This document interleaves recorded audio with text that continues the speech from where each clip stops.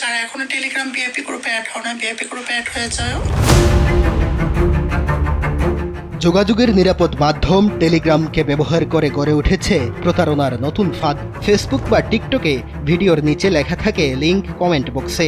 সেখানে গেলেই ব্যবহারকারীরা চলে যান বিভিন্ন সন্দেহজনক গ্রুপে। প্রত্যেকটি চক্রের থাকে ভিন্ন ভিন্ন কৌশল।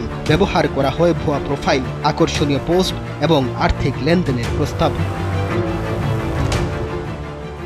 খুব নীরবেই টেলিগ্রাম ঘিরে দেশে গড়ে উঠেছে অনৈতিক কর্মকাণ্ডের নেটওয়ার্ক।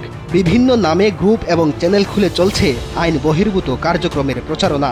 সাইবার নিরাপত্তা সম্পর্কে সচেতন না হলে যে কেউ যে কোনো সময় পা দিতে পারে এই ফাঁদে।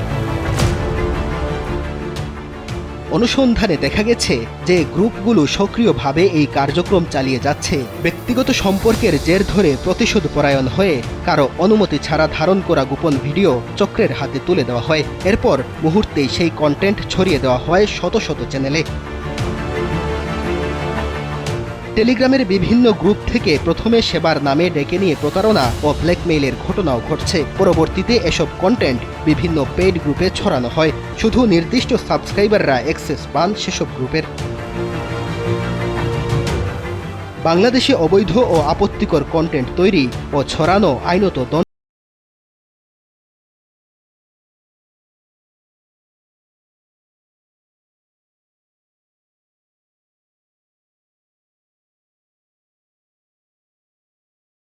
মানুষ।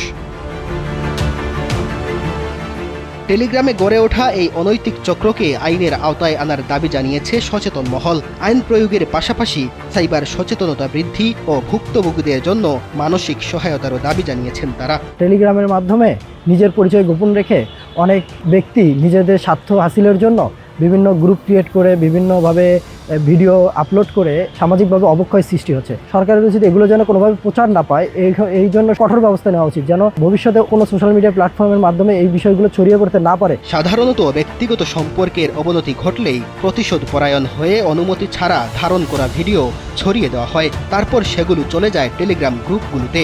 এসব বন্ধে আইনের কঠোর প্রয়োগের পাশাপাশি প্রযুক্তি ব্যবহারে নৈতিকতা ও পরস্পরের প্রতি শ্রদ্ধাবোধ থাকা জরুরি বলে মনে করেন অপরাধ বিশেষজ্ঞরা। সামাজিক যোগাযোগ মাধ্যমের বিভিন্ন উপায়গুলো বা মাধ্যমগুলোতে, বিশেষ করে ফেসবুকে এই ধরনের কন্টেন্ট বা ভিডিওগুলো ছড়িয়ে দেওয়ার জন্য আমরা অসংখ্য পেজ অথবা গ্রুপগুলো আমরা দেখি। এগুলো করতে গিয়ে তাকে বড় ধরনের কোনো বাধা বিপত্তি অথবা কোনো ধরনের আইনের মুখোমুখি হওয়া বা কোনো জবাবদিহিতার মুখোমুখি হওয়া যখন হতে হয় না, তখনই এই ধরনের প্রসঙ্গগুলো বাজারে পরিণত হয়েছে কোনো কোনো ক্ষেত্রে। তো আমরা চাই যে এগুলোকে নিয়ন্ত্রণে আনা প্রয়োজন। প্রশ্ন এখন একটাই, টেলিগ্রাম কেন্দ্রিক এই সাইবার অপরাধের নেটওয়ার্কে ভেঙে দিতে কি উদ্যোগ নেবেন সংশ্লিষ্টরা?